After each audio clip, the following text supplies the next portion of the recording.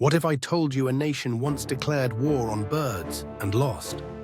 In Western Australia, a strange conflict unfolded when thousands of emus, giant flightless birds native to the region, invaded farmland.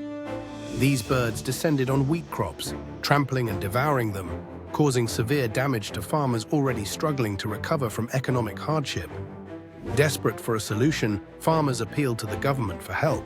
The military responded by deploying soldiers armed with Lewis machine guns and ammunition, aiming to curb the emu population and protect the crops.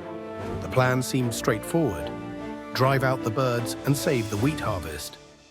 But emus proved astonishingly resilient and elusive. They moved in unpredictable flocks, running at speeds up to 30 miles per hour, easily evading gunfire. In one engagement, over 2,500 rounds were fired, yet only about a dozen emus were confirmed killed. The birds scattered, regrouped, and returned, undeterred by the attacks. Mechanical failures of the weapons, difficult terrain, and the emus' surprising speed and endurance turned the campaign into a chaotic and frustrating ordeal.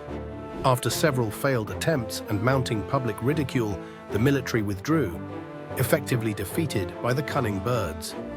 The Great Emu War remains a remarkable episode in history, a reminder that nature often outsmarts even the best-laid human plans.